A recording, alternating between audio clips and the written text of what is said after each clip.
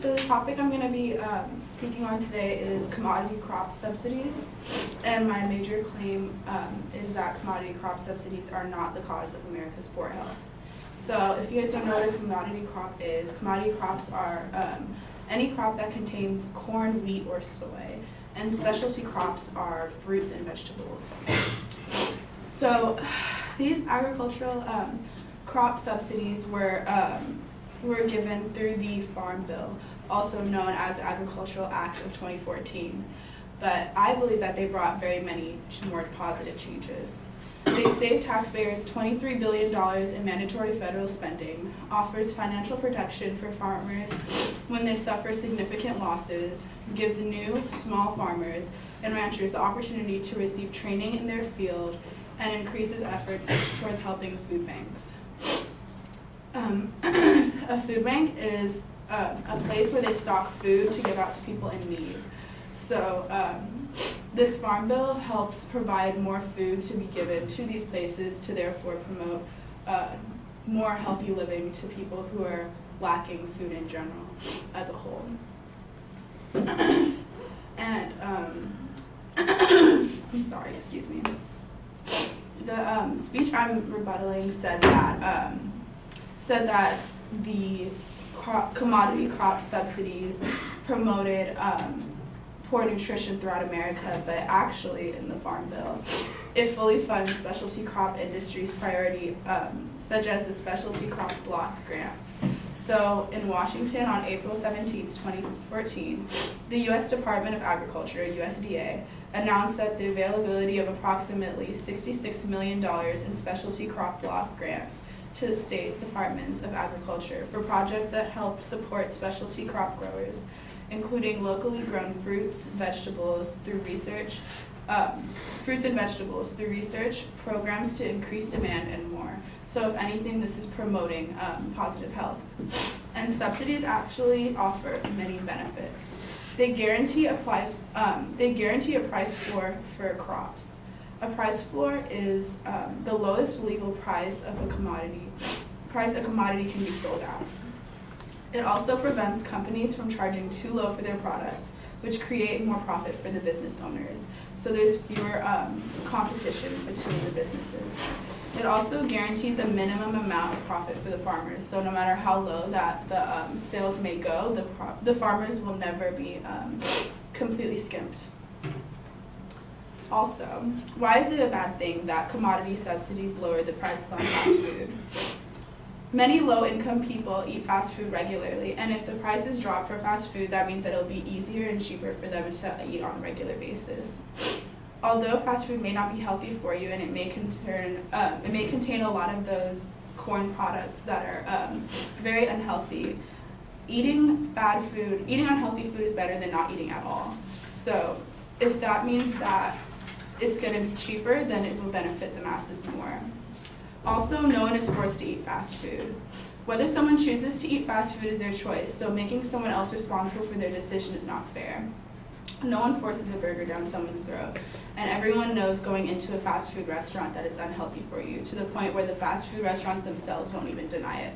If you're in a McDonald's driveway, you will see signs that say that this can potentially harm women who are currently either breastfeeding or are pregnant, yet women still continue to eat it.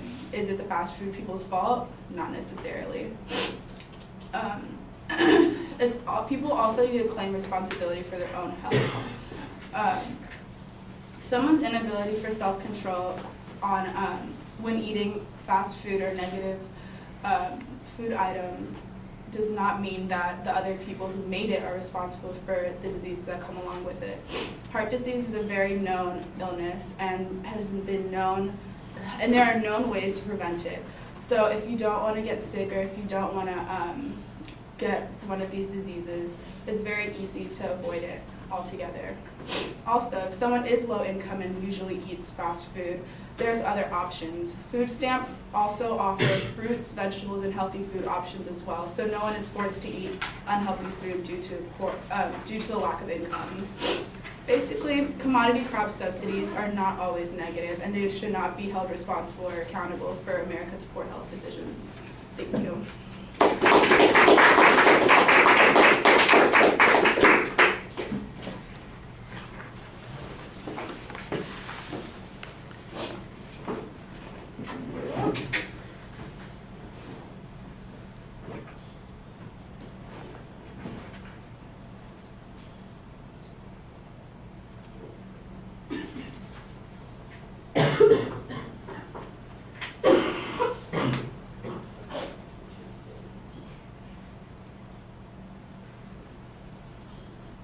All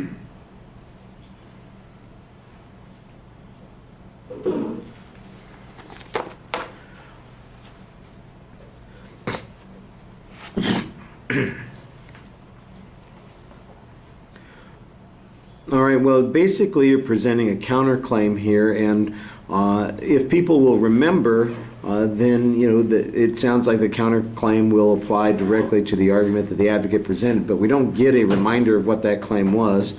There's no representation of what the supporting structure was, and none of your arguments are being applied to things that were said by the advocate. So it's just a kind of a general advocacy of commodity price subsidies, which is not necessarily unwarranted. However, it's awfully hard to compare the argument to what the advocate's presenting when you're talking about kind of a separate issue. You're talking about the general argument as opposed to the particulars of the supporting premises that are being presented.